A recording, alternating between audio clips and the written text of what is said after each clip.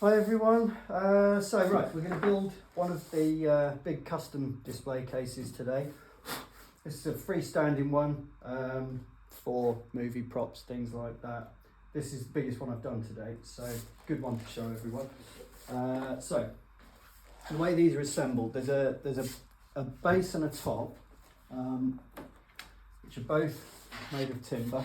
They have a groove all the way around the side and a hole in one corner at the front. And the base is identified by that hole and the 4 feet on the bottom. So I'll put him down first, and we'll just have him dangling over the edge so that I can get the wire through there. So first panel to put in is the front panel. This, you can see, will have an LED strip light down one side and a cable that comes out the bottom. So you turn him around so the light is on the inside. This will be covered by a frame later, but for now what we need to do, just feed this cable through the hole.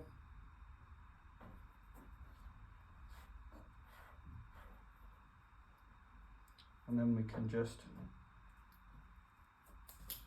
place that front in there.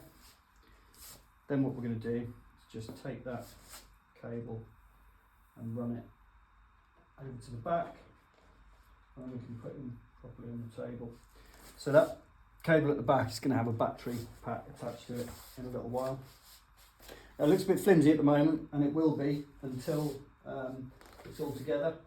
So next we're going to do the side panel. This, you can see, has got some frame on it already, and there is a 3mm gap between the frame and the panel, which is what this slots into. So you put him into the base and then gradually feed that panel in. And then what we do is just temporarily secure the top with a little bit of masking tape. Oh, incidentally, this is all looking a bit rough because there's a protective film on it. What you need to do when you're assembling them is take all that film off first, but just maybe make sure you've got clean hands, maybe use a cloth or some cotton gloves. Right, so that's the front and the side. Next we're going to put the back graphic in. This one is Yoda's cave. So this one's going to slot into the back channel, and then we're going to feed it into the corner. Sometimes they need a bit of encouragement, but this one's going in fine. So we're going to do the same again with a little bit of masking tape on the back, just to hold it until the top goes on. Once that top lid goes on, the whole thing becomes really secure. Okay, that's the 3 sides. Now we'll take this last panel. Now at this point, I would actually suggest this is when you put whatever you're going to put in it, that goes in. You know, get it centralised, get it how you want to look. And then put this last side panel on, because you don't really want to be trying to feed stuff in from the top. You could, but it's probably easier doing it this way. So, same thing again. We get that bottom part in first into the slot, and then we'll start the front. We'll get a little bit of masking tape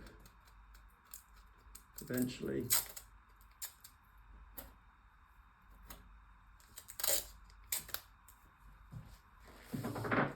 Okay, so we'll feed that side into the channel.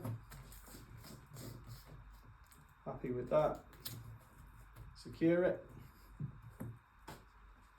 And then last one, we'll just do this back in the same manner. Okay, so that's the basic case constructed. You can see it's already a lot sturdier than it was, but once we get that lid on, it's going to be even better. So for the lid, you're going to feed it on at the back first, then the sides, then the front. And the front bit, you might need to just get a little thin ruler or something just to pull this out so it sits into that front channel, which I will demonstrate now. So, channel is going to go on top here. You start at the back, feed that back panel in.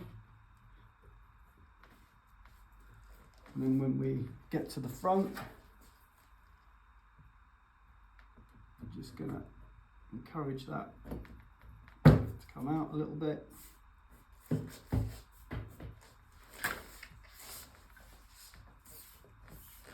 Okay, and that's it. That's done. One custom display case. It doesn't matter what size you have, the same principle applies for all of these. And then the last thing to do, I'll spin it around, is to attach our little dongle here. There's a positive and a negative, which are indicated on the top of this. Positive is going to go into, so the red positive is going to go into the positive on there.